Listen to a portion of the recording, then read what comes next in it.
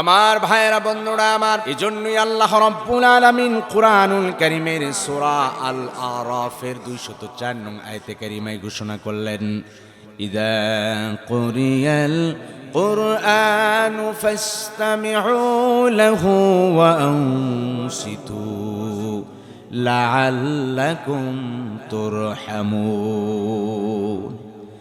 আল্লাহ রাব্বুল আলামিন ডেকে বলেন, বান্দারা, যখন তোমাদের সামনে আল্লাহর কোরআনটা তেলাওয়াত করা হয়, এই কোরআনুল কারীমটা গভীর মনোযোগ দিয়ে আল্লাহর কোরআনের তেলাওয়াতটা তোমরা শুনতে থাকো।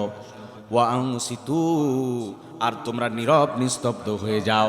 আল্লাহ রাব্বুল আলামিন বলেন, এই কোরআনুল কারীমের আজমতে যখন নীরব নিস্তব্ধ হয়ে গেলে, আমি আল্লাহ রাব্বুল আলামিনের পক্ষ থেকে তোমাদের উপর আসমান থেকে রহমত নাজিল হয়ে যাবে।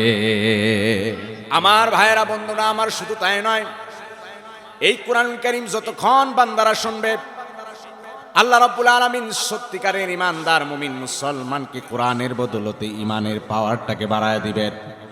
আল্লাহ রাব্বুল আলামিন কোরআনুল কারীমের সূরা আল আনফালের 2 নং আয়াতে কারিমায় ডেকে বললেন, ওয়া ইযা তুলিয়াত আলাইহিম আয়াতুহু যাদাতুহুম ঈমানা।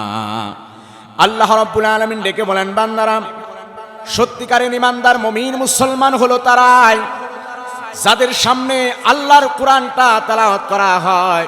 এই কোরআন কারীমের তেলাওয়াতের বদৌলতে সাচ্চা ইমানদার মুমিন মুসলমান ঘরে বসে থাকতে পারে না, আল্লাহর তেলাওয়াত শুনতে থাকি, আল্লাহর কালাম কোরআন থেকে শুনতে থাকে। আমার আল্লাহ রাব্বুল আলামিন এই কোরআনের আজমতে ওই সকল ইমানদার মুমিন মুসলমানের ইমানের পাওয়ারটাকে বাড়ায়া দেন। আমার ভাইয়েরা বন্ধুরা আমার, শুধু তাই নয়, আল্লাহ রাব্বুল আলামিন কোরআনুল কারীমের সূরা বনী ইসরাঈলের 82 নং আয়াতে কারিমায় ডাক দিয়ে বলেন, ওয়ানুনাজ্জিলু মিনাল কুরআনি মা হুয়া শিফাউ ওয়া রাহমাতুল লিল মুমিনিন। আল্লাহ রাব্বুল আলামিন ডেকে বলেন, ওয়ানুনাজ্জিলু মিনাল কুরআন, আমি আল্লাহ রাব্বুল আলামিন এই কোরআনুল কারীমটা নাজিল করেছি, যেই কোরআনের ভিতরে রয়েছে শিফা, আরোগ্য, রোগ মুক্তির মাধ্যম, যেই কোরআনের ভেতরে রয়েছে রহমত, শান্তির মাধ্যম।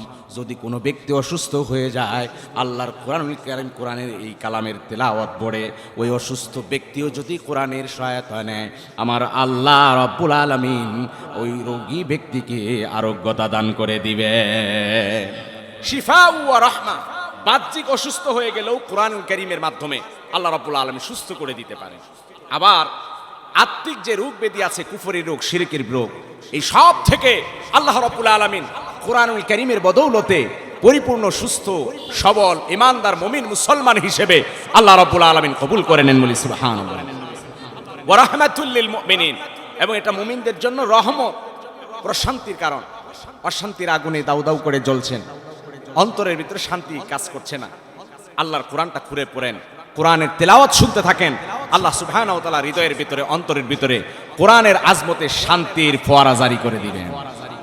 এই জন্য কোরআন শুনলে রহমত নাজিল করেন কে? জবান খুলে বলেন কে?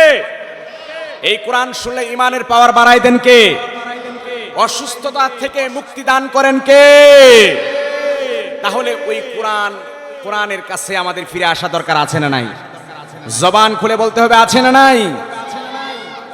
সম্মানিত হাজিরিন, আমি আপনাদের মাঝে পবিত্র কালামুল্লাহ শরীফ থেকে কোরআনুল কারীমের অত্যন্ত গুরুত্বপূর্ণ একটি সূরা, কোরআনুল কারীমের 25 নম্বর সূরা, এই 25 নম্বর সূরার ভেতর থেকে 25 নম্বর সূরা আপনাদের মাঝে এই সূরার 63 নং আয়াত কারীমা তেলাওয়াত করেছি। কোরআনুল কারীমের এই সূরাটি এতটাই গুরুত্বপূর্ণ একটি সূরা, এই সূরার নামটা যদি আমরা একটু বিশ্লেষণ করতে পারি তাহলে বুঝতে পারবো এই সূরার গুরুত্বটা কত বেশি। সূরাটির নাম হলো সূরা আল ফুরকান। কি নাম বলেন তো?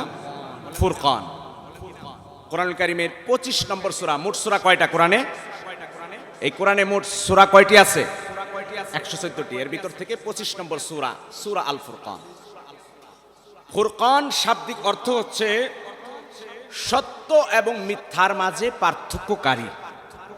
ফাররাকা ইউফাররিকু তাফরিকান, পার্থক্য করে দেয়, বিচ্ছিন্ন করে দেয়। এই কোরআনুল কারীমের কোরআনের অনেকগুলো নাম আছে, কোরআনের অনেকগুলো নাম আছে। আমার আগে আমাদের প্রিয় ভাই আলোচনা করলেন, মুহতারাম মুফতি আমিনুল ইসলাম কাসিমি হাফিজাহুল্লাহ, তিনি চমৎকার আলোচনা করলেন। তিনি বললেন হাবলুল্লাহ ওয়া তাসিমু বিহাবলিল্লাহি জামিআ, তোমরা আল্লাহর রজ্জুকে আঁকড়ে ধরো, আল্লাহর রশিকে আঁকড়ে ধরো। অর্থাৎ হাবলুল্লাহ, আল্লাহর রশি, এটা কোরআনের আরেকটা নাম, কোরআনের আরেকটা পরিচয়। কোরআনকে কখনো নূর বলা হয়েছে, কখনো হুদা বলা হয়েছে। কোরআনের আরেকটা নাম হচ্ছে ফুরকান। ফুরকান অর্থ হচ্ছে সত্য এবং মিথ্যার মাঝে পার্থক্যকারী। যেহেতু কোরআন মানুষের দৈনন্দিন জীবনের কর্মকাণ্ডের ভিতরে পার্থক্য করে দেয় যে কোনটা সঠিক আর কোনটা বেঠিক, কোনটা সত্য কোনটা মিথ্যা, কোনটা আলো কোনটা আধার, এই সব কিছু আল্লাহর কোরআন পার্থক্য করে দেয়। কথা বলেন ঠিক কিনা? আপনি আমি সারাদিন যে কাজগুলো করি, এই কাজগুলো যদি আমরা একটা ডায়েরির পৃষ্ঠায় লিখি, সাদা কাগজে, সারাদিন আমি কি করেছি, ফজর নামাজ পড়ে ঘুম থেকে উঠলাম, ফজর নামাজ পড়লাম, ফজর নামাজ পড়ে থাকলে পড়লাম, না পড়লে সেটাও লিখলাম, আজকে ফজর পড়তে পারি নাই। এরপর আমি বাজারে গেলাম, কার সাথে দেখা করলাম, হালাল হারাম বৈধ অবৈধ, সারাদিন যা করেছেন এই মুহূর্ত পর্যন্ত প্রত্যেকটা কাজ আপনি কাগজের পৃষ্ঠায় লিখবেন। লিখে আল্লাহর কোরআনটা খুলে দেখবেন। নিজে যদি পড়তে পারেন, বুঝতে জানেন, নিজে খুলে দেখবেন। না হলে ওলামায়ে কেরামের কাছে যাবেন, লিস্টটা নিয়ে আলেমদের কাছে যাবেন যে সারাদিন আমি এই কাজ করেছি, আল্লাহর কোরআন দিয়ে এখন বিচার করে দেন। এই কোরআনের মাধ্যমে আপনি পরিষ্কার করে দেন যে আমার কোনটা সঠিক কোনটা বেঠিক। বলেন তো আল্লাহর কোরআন পার্থক্য করে দিতে পারে কি পারে না? জবান খুলে বলেন পারে কি পারে না? এই জন্য যেহেতু পার্থক্য করতে পারে, এই জন্যই কোরআনকে আল্লাহ সুবহানাহু ওয়া তাআলা ফুরকান বলেছেন। সুবহানাল্লাহ। এবং অন্য জায়গায় আল্লাহ বলেছেন এটা নূর, এটা আলো। যেহেতু অন্ধকারাচ্ছন্ন মানুষকে বের করে মানুষগুলোকে আলোর পথে পথ দেখায় আল্লাহর কোরআন। আমার ভাইয়েরা, বন্ধুরা আমার, এই জন্যই আল্লাহ রাব্বুল আলামিন কোরআনুল কারীমের সূরা ইব্রাহিমের 2 নং আয়াতে কারিমায় ডেকে বলেন কিতাবুন আনজালনাহু ইলাইকা লিতুখরিজান নাসা মিনাল যুলুমাতি ইলান নূর। আল্লাহ রাব্বুল আলামিন ডেকে বলেন নবী হে, আমি আপনার কাছে কোরআন এই কিতাবটা নাজিল করেছি। কেন নাজিল করেছি?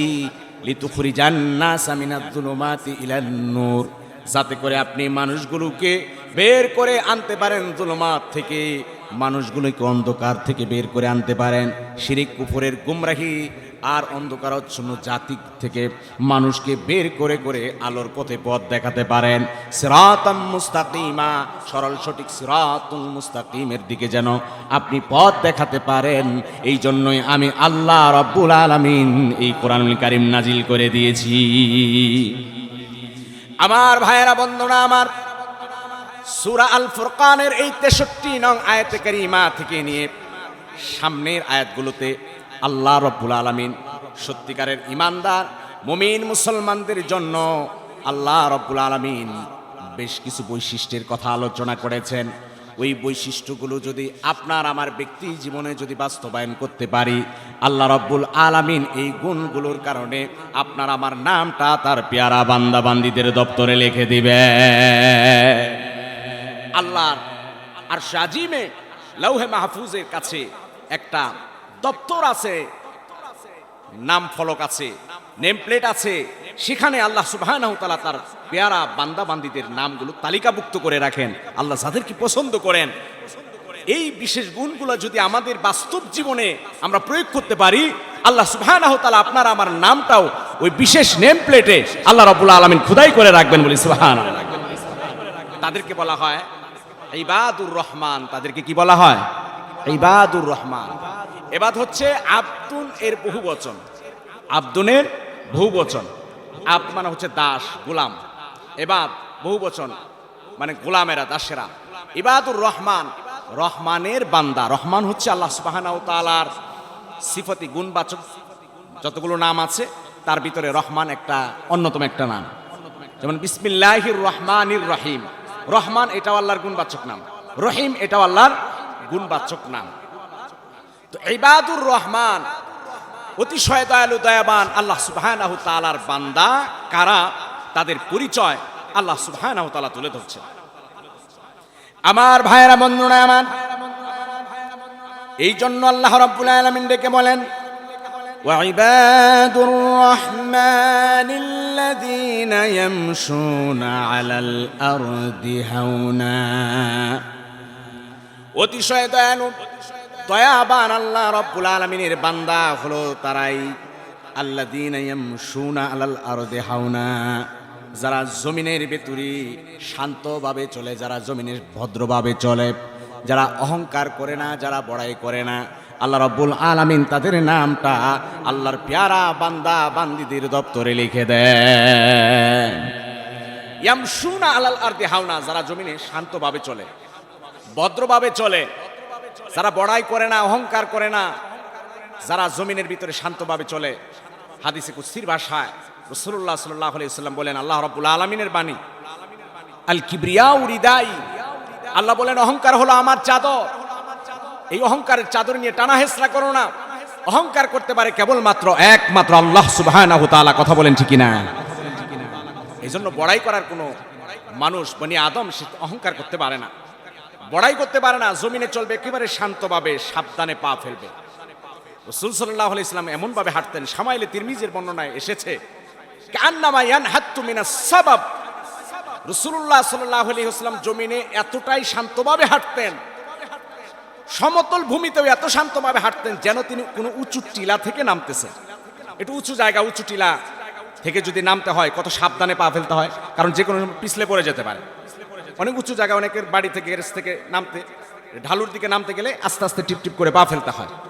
রাসূল সাল্লাল্লাহু আলাইহি ওয়াসাল্লাম সারা জীবন সমতল জায়গায়ও এত আস্তে আস্তে পা ফেলতেন যাতে করে হাঁটার মাধ্যমে, চলার মাধ্যমে কারো মনের ভিতরে আঘাত না আসে।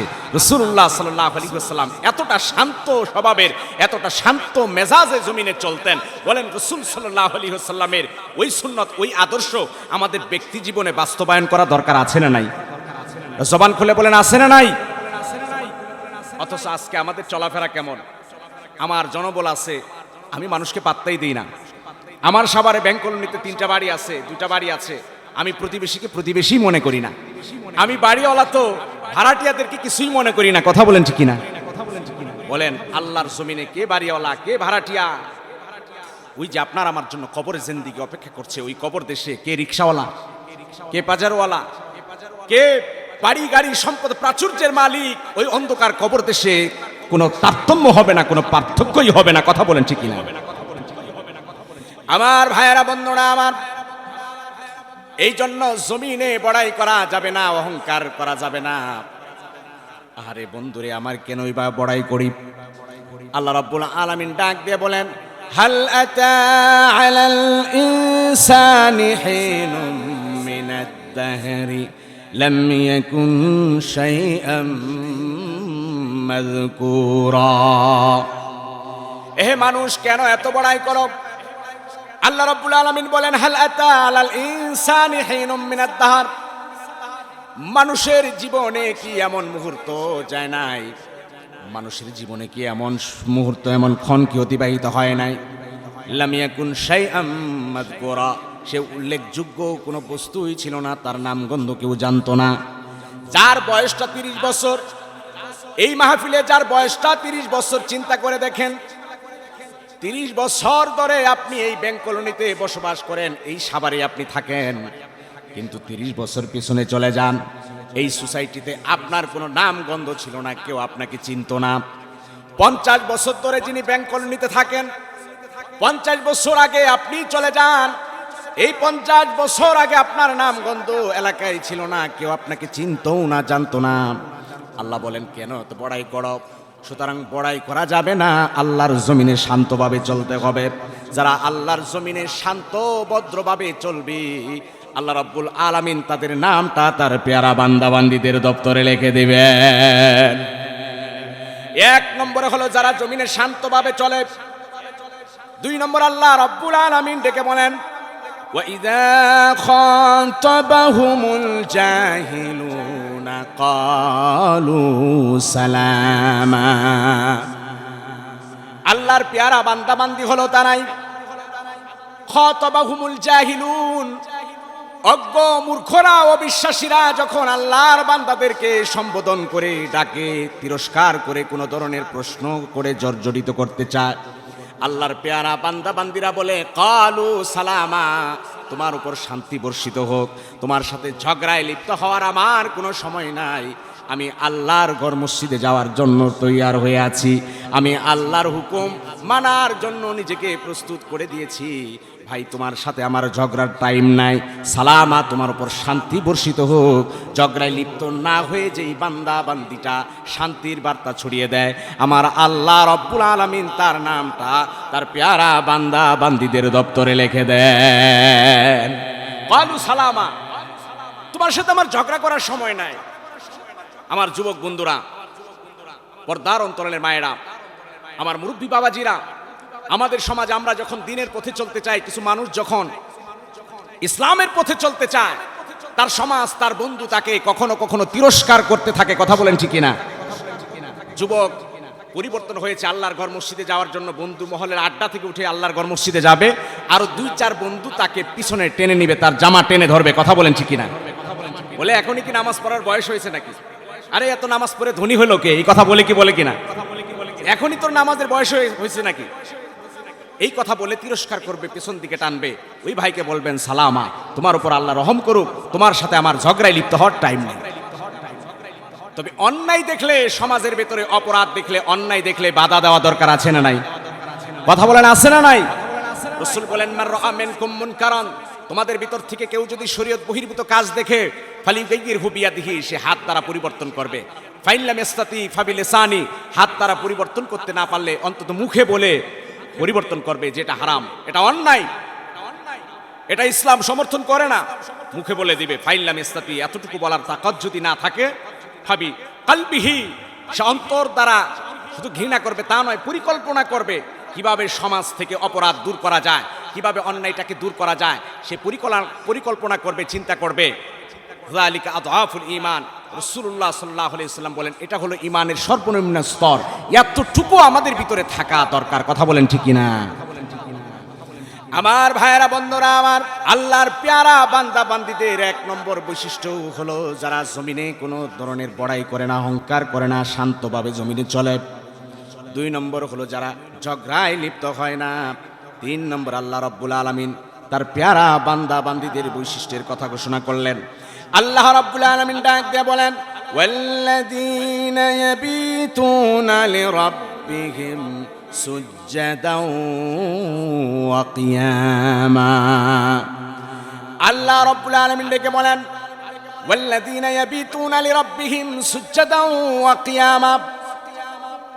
রহমানের বান্দা, অতিশয় দয়ালু আল্লাহ রাব্বুল আলামিনের পেয়ারা বান্দা বান্দি হলো তারাই, আল্লাযীনা ইয়াবিতুন, যারা রাত্র জাগরণ করে, রাত জেগে জেগে কাটিয়ে দেয়, সুজ্জাদাও ওয়া কিয়ামা, সিজদারত অবস্থায় কিংবা দাঁড়িয়ে দাঁড়িয়ে ইবাদতের মাধ্যমে রাত কাটায়। যাদের রাতটা আল্লাহর কুদরতি পায় সিজদায় কিংবা দাঁড়িয়ে দাঁড়িয়ে ইবাদতের মাধ্যমে যারা কাটিয়ে দেয়, আল্লাহ রাব্বুল আলামিন তাদের নামটা তার পেয়ারা বান্দা বান্দিদের দপ্তরে লিখে দেন। আল্লাযীনা ইয়াবিতুনা লিরাব্বিহিম সুজ্জাদাও ওয়া কিয়ামা, যারা আল্লাহ রাব্বুল আলামিনের সন্তুষ্টির জন্য রাত অতিবাহিত করে সিজদা দিয়ে দিয়ে কিংবা দাঁড়িয়ে দাঁড়িয়ে রাত কাটায়। এই মজলিসে আমরা যারা বসেছি, বুকে হাত রেখে নিজের বিবেককে প্রশ্ন করে বলি যে একটা রাত আমার জীবনে আমি আল্লাহকে দিতে পেরেছি কিনা। অথচ কত রাত এমন গিয়েছে যুবক বন্ধু, ঘন্টার পর ঘন্টা পরনারীর সাথে গল্প করে, চ্যাটিং করে রাত কাটিয়ে দিয়েছো। ঘন্টার পর ঘন্টা গান বাজনা শুনে শুনে রাত কেটেছে। ঘন্টার পর ঘন্টা খেল তামাশায় গেমিং করে রাত কেটেছে। এমনও যুবক রয়েছে ফজরের ওয়াক্ত হয়ে যায়, এরপরেও ফজরের আজানের আওয়াজ তার কানে যায় না। ফজর পর্যন্ত জাগ্রত থেকে থেকে আল্লাহ রাব্বুল আলামিনের নাফরমানিতে রাতটা অতিবাহিত করে ফজরের আজান তার দিলের ভেতরে রেখাপাত করে না। কথা বলেন ঠিক না? এমন যুবক আমাদের ঘরে আছে না নাই? ও যুবক বন্ধু, পায়ে হাত রেখে বলে যাই, একটা রাত তো আল্লাহকে দাও, একটা রাত আল্লাহকে দাও, যে রাতটা সব সম্পর্ক বিচ্ছিন্ন, কারোর সাথে কারোর কোনো যোগাযোগ থাকবে না, সব ধরনের সম্পর্ক ছিন্ন করে দিয়ে, ব্লক করে দিয়ে দরজা জানলা বন্ধ করে দিয়ে কেবলমাত্র আল্লাহর সাথে কথা বলবো, একটা রাত নির্ঘুম কাটাবো, একটা রাত আল্লাহ রব্বুল আলামিনের প্রেমে দেওয়ানা হয়ে যাব, একটা রাত আল্লাহর জিকিরে কাটায় দেব, এমন একটা রাত আল্লাহর জন্য সঁপে দেওয়া দরকার আছে না নাই? কথা বলেন আছে না নাই? নিজের জীবনটাকে পরিবর্তন করতে হবে। খেলায় খেলায় এভাবে কাটালে আর চলবে না। একটু বিবেককে প্রশ্ন করতে হবে, কেন পৃথিবীতে আসলাম, আল্লাহর পেয়ারা বান্দাদের বৈশিষ্ট্য ছিল কি, আর আমার আচরণ কি? আমার ভাইয়েরা, বন্ধুরা আমার, রাসূলুল্লাহ সাল্লাল্লাহু আলাইহি ওয়াসাল্লামের সাহাবী এসে বললেন, ইয়া রাসূলুল্লাহ, আল্লাহ রাব্বুল আলামিনের কাছে একটু দোয়া করে দেন। আল্লাহ নবী সাল্লাল্লাহু আলাইহি ওয়াসাল্লাম সাহাবীকে ডেকে বলেন, সাহাবী কি দোয়া করব? আল্লাহ নবী সাহাবী বললেন, ইয়া রাসূলুল্লাহ, ইয়া হাবিবাল্লাহ, আল্লাহ রাব্বুল আলামিনের কাছে দোয়া করেন যেন আল্লাহ রাব্বুল আলামিন জান্নাতের বাড়িতে আপনার সাথে আমার ঠিকানা করে দেন। আমার ভাইয়েরা, বন্ধুরা আমার, রাসূলুল্লাহ সাল্লাল্লাহু আলাইহি ওয়াসাল্লাম সাহাবীকে ডাক দিয়ে বলেন, সাহাবী, যদি আমার সাথে আল্লাহর তৈরি জান্নাতের বাড়িতে ঠিকানা পেতে চাও, তাহলে আল্লাহ রব্বুল আলামিনের কুদরতি পায়ে বেশি বেশি করে সিজদা করো। সুবহানাল্লাহ। জনাবে মুহাম্মদ রাসূলুল্লাহ সাল্লাল্লাহু আলাইহি ওয়াসাল্লাম সাহাবাদেরকে শিখালেন বেশি বেশি করে সিজদা করো। আর আল্লাহ রাব্বুল আলামিন কোরআন কারীমের সূরা আল ফুরকানের এই 64 নং আয়াতে কারিমে আল্লাহ রাব্বুল আলামিন ডেকে বলেন, যারা সিজদা দিয়ে দিয়ে কিংবা রাতভর ইবাদত করে করে রাতটা কাটায় দেয়, তাদের নামটা আল্লাহ রাব্বুল আলামিন তার পেয়ারা বান্দা বান্দীদের দপ্তরে লিখে দেন। আমার ভাইয়েরা, বন্ধুরা আমার, আল্লাহর পেয়ারা বান্দা যারা হয় তাদের 4 নম্বর বৈশিষ্ট্য সম্পর্কে আল্লাহ রাব্বুল আলামিন কোরআন কারীমের সূরা আল ফুরকানের 25 নম্বর আয়াতে কারিমায় ঘোষণা করলেন। আল্লাহ রাব্বুল আলামিন ডাক দিয়ে বলেন, ওয়াল্লাযীনা ইয়াকুলুনা রাব্বানা সরিফ আন্না আযাব জাহান্নাম। আল্লাহ রাব্বুল আলামিন ডেকে বলেন, আল্লাহর পেয়ারা বান্দা বান্দি হলো তারাই, আল্লাযীনা ইয়াকুলুনা রাব্বানা সরিফ আন্না আযাব জাহান্নাম, যারা ডুকরে ডুকরে কেঁদে কেঁদে বলতে থাকে, আল্লাহ আমাদের থেকে জাহান্নামের আযাবকে দূরীভূত করে দেন, জাহান্নামের আযাব থেকে হেফাজত করেন। যারা আল্লাহ রাব্বুল আলামিনের দরবারে 2 হাত তুলে চোখের পানি ছেড়ে কান্নাকাটি করতে থাকে, ডাক দিয়ে বলে, রব্বুল আলামিন, আমরা জাহান্নামের কঠিন আযাব সহ্য করতে পারবো না। এ সাভারের মুসলমান, ব্যাংক কলোনির জওয়ান বন্ধুরা, পর্দার অন্তরালে মায়েরা, আল্লাহ রাব্বুল আলামিনের দরবারে নিজেকে হাজির করে দিয়ে জাহান্নামের ভয়ে কান্নাকাটি করতে থাকো। রাত্র গভীর যত হয়ে যায়, দুনিয়ার সব অফিস আদালতের দরজাগুলো বন্ধ হয়ে যায়, যার যার বাড়ির যার যার ঘরের দরজাগুলো বন্ধ হয়ে যায়, আমার মালিক আল্লাহ রাব্বুল আলামিনের রহমতের দরজা তত প্রশস্ত হয়ে যায়। আল্লাহর কাছে রাত ভর কান্নাকাটি করতে থাকেন আর বলতে থাকেন, আল্লাহুম্মা আজিরনি মিনান নার। রাসূলুল্লাহ সাল্লাল্লাহু আলাইহি ওয়াসাল্লাম বলেন, যারা ফজরের নামাজের পরে এবং মাগরিবের নামাজের পরে 7 বার পড়ে আল্লাহুম্মা আজিরনি মিনান নার, সবাই পড়েন আমার সাথে, আল্লাহুম্মা আজিরনি মিনান নার, আল্লাহুম্মা আজিরনি মিনান নার। হে আল্লাহ, আপনি আমাদেরকে জাহান্নামের কঠিন আযাব থেকে হেফাজত করেন, মুক্তি দান করেন। এভাবে যারা দোয়া করতে থাকে, রাসূলুল্লাহ সাল্লাল্লাহু আলাইহি ওয়াসাল্লাম বলেন, তার জন্য জাহান্নামের 7টা দরজা আল্লাহ সুবহানাহু ওয়া তাআলা বন্ধ করে দেন। এজন্য জাহান্নাম থেকে আল্লাহর কাছে পানা চাওয়া। যারা আল্লাহর পেয়ারা বান্দা বান্দি হয়, জমিনে বড়াই করে না, ঝগড়ায় লিপ্ত হয় না, এবং তারা রাত ভর সেজদায় কিংবা দাঁড়িয়ে দাঁড়িয়ে ইবাদত করে করে রাত কাটায়। 4 নম্বরে যারা জাহান্নামের কঠিন আযাব থেকে পানা চায়। আমার ভাইয়েরা, বন্ধুরা আমার, 5 নম্বরে আল্লাহ রাব্বুল আলামিন তার পেয়ারা বান্দা বান্দীদের বৈশিষ্ট্য সম্পর্কে ঘোষণা করলেন। আল্লাহ রাব্বুল আলামিন ডাক দিয়ে বলেন, ওয়াল্লাযীনা ইযা আনফাকু লাম ইউসরিফু ওয়া লাম ইয়াকতুরু ওয়া কানা বাইনা যালিকা কাওয়ামা।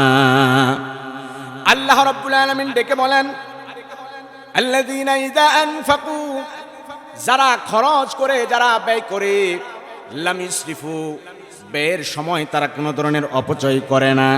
ওয়ালাম ইয়াকতুরু, আবার কৃপণতাও করে না, বখিলিতাও করে না।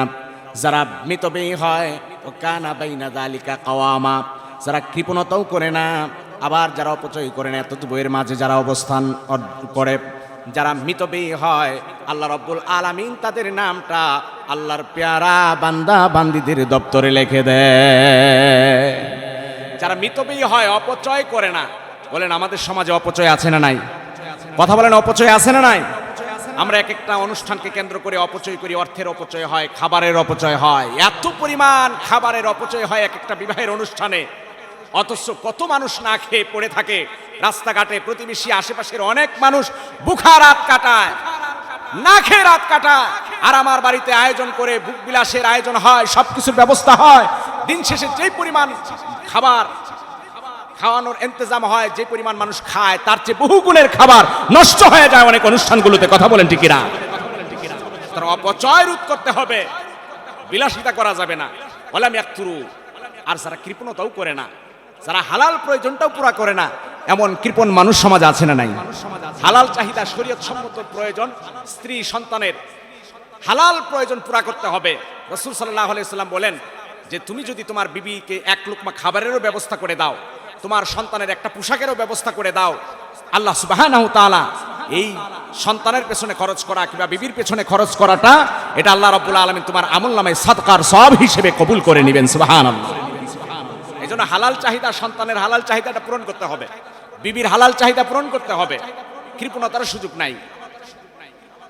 মাল তো আপনার আমার ততটুকুই, যতটুকু আমি ভোগ করব, খেতে পারবো। আর যতটুকু ভোগ করতে পারবো না, যতটুকু খেতে পারবো না, এতটুকুর ভিতরে আমার মালিকানা নাই। দুনিয়ার সব সম্পদ, বাড়ি গাড়ি সব কিছু ছেড়ে ওই অন্ধকার কবর দেশে আপনাকে আমাকে চলে যেতে হবে। কথা বলেন ঠিক কিনা?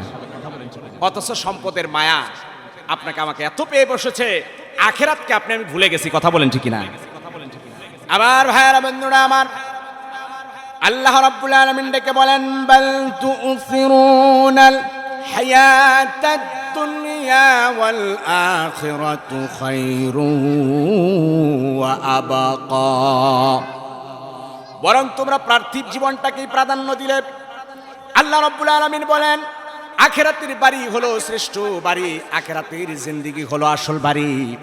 সাভারের বন্ধুরে আমার, ব্যাংক কলোনির মুসলমানেরা, আপনার আমার এই হয়ে আপনার আমার জন্য কবরের জিন্দেগি অপেক্ষমান আছি। ওই কবর দেশের চিন্তায় কতটুকু বিভোর হতে পারলাম সেটাই দেখার বিষয়। কিন্তু এই দুনিয়ার প্রাচুর্য, বাড়ি গাড়ি আর সম্পদের মায়ায় পড়ে আমরা কবরকে ভুলে গেলাম। আল্লাহ রাব্বুল আলামিন আক্ষেপ করে কোরআন কারীমে সূরা তাকাসুরে বান্দার কৃতকর্ম, বান্দার কর্ম সম্পর্কে তুলে ধরলেন। আল্লাহ রাব্বুল আলামিন ডেকে বলেন, আলহাকুমুত তাকাসুর হাত্তা সুরতুমুল মাকাবির। আল্লাহ রাব্বুল আলামিন বলেন, আলহাকুমুত তাকাসুর, প্রাচুর্যের মায়া, সম্পদের লোভ লালসা তোমাদেরকে ভুলিয়ে দিয়েছে আখিরাতকে। আখিরাতের কথা আমাদের মনে পড়ে না। দিন যায়, সারাটা দিন অতিবাহিত হয়ে যায়, একবার আল্লাহর কথা মনে পড়ে না। মাসকে মাস অতিবাহিত হয়ে যায়, সপ্তাহের পর সপ্তাহ অতিবাহিত হয়ে যায়। আল্লাহর ঘর মসজিদে যাওয়ার চিন্তা আপনার আমার আসে না। শুধু দুনিয়া আর দুনিয়ার পেছনে আপনার আমার জিন্দেগি পার হয়ে যায়। কথা বলেন ঠিক কিনা? এই দুনিয়া করে আমাদের জীবন শেষ হয়ে যাচ্ছে। রাসূল বলেন, লাউ কানা লি ইবনে আদম ওয়াদিয়াম মিন যাহাবিন, যদি বনি আদমের স্বর্ণের একটা পাহাড় হয়, সে বনি আদম চাইতে থাকবে, সে পছন্দ করবে তার জন্য যেন আরেকটা স্বর্ণের পাহাড় হয়। অন্য হাদিসে এসেছে, যদি দুইটা স্বর্ণের পাহাড় থাকে, দুই পাহাড় উপত্যকা সমপরিমাণ স্বর্ণও যদি বনি আদমকে দেওয়া হয়, সে মনে মনে চাইবে যে আমার আরেকটা স্বর্ণের পাহাড় লাগবে। কথা বলেন ঠিক কিনা? কিন্তু এমনটা হওয়া যাবে না। এই দুনিয়ার মোহ, দুনিয়ার লোভ লালসা অন্তর থেকে আমাদের বের করে দিতে হবে। কথা বলেন ঠিক কিনা? এই জন্য আল্লাহর পেয়ারা বান্দা হওয়ার জন্য এই গুণগুলা অর্জন করা দরকার আছে না নাই? কথা বলেন আছে না নাই? এক নম্বর, জমিনে যারা শান্তভাবে চলে, ভদ্রভাবে চলে। দুই নম্বরে, যারা ঝগড়ায় লিপ্ত হয় না। তিন নম্বর, যারা রাতভর আল্লাহর ইবাদতে কাটায়। চার নম্বরে, যারা জাহান্নামের কঠিন আযাব থেকে আল্লাহর কাছে পানা চায়। পাঁচ নম্বর, যারা অপচয় করে না, মিতব্যয়ী হয়। ছয় নম্বর, আল্লাহ রাব্বুল আলামিন ডেকে বলেন, আল্লাহর পেয়ারা বান্দা বান্দি তারাই হবে যাদের মধ্যে আল্লাহ রাব্বুল আলামিনকে, যারা আল্লাহকেই ডাকবে, আল্লাহকে বাদ দিয়ে অন্য কোনো গায়রুল্লাহকে সে ডাকবে না, আল্লাহর সাথে কাউকে শরীক করবে না। আমার ভাইয়েরা বন্ধুরা আমার, আল্লাহ রাব্বুল আলামিন ডেকে বলেন ওয়াল্লাযীনা লা ইয়াদউনা মা'আল্লাহি ইলাহান আখার। আল্লাহর পেয়ারা বান্দা বান্দীদের 6 নম্বর বৈশিষ্ট্য হলো যারা আল্লাহর সাথে অন্য কাউকে শরীক করে না, আল্লাহ রব্বুল আলামিনকেই কেবলমাত্র রব হিসেবে মেনে নেয়। এক আল্লাহ রব্বুল আলামিনকে ব্যতি রেখে যারা শিরকে লিপ্ত হয়ে যায়, শিরকের মতো ভয়াবহ গুনাহের ভিতরে যারা লিপ্ত হয়ে যায়, আমার আল্লাহ রব্বুল আলামিন শিরকের গুনাহের কারণে জান্নাতটাকে হারাম করে দেয়। নাউজুবিল্লাহ। আওয়াজ দিয়ে বলেন আমাদের রবকে। জবান খুলে বলেন না আমাদের হায়াতের মালিককে। আরো জোরে বলেন মৌতের মালিককে। আল্লাহর সাথে কাউকে শিরিক করা যাবে না। যতই বিপদ আসুক, যত মুসিবত আসুক, যত অভাব আসুক, যত দারিদ্রতায় আসুক না কেন, আল্লাহর সাথে সত্যিকারের ইমানদার মুমিন মুসলমান কখনো শিরিকের মতো ভয়াবহ গুনাহে লিপ্ত হতে পারে না। কথা বলেন ঠিক না? আল্লাহর দেওয়া এই পবিত্র কপাল, এটা কেবলমাত্র আল্লাহর কুদরতি পায়েই এই কপালটা ঠেকাতে হবে।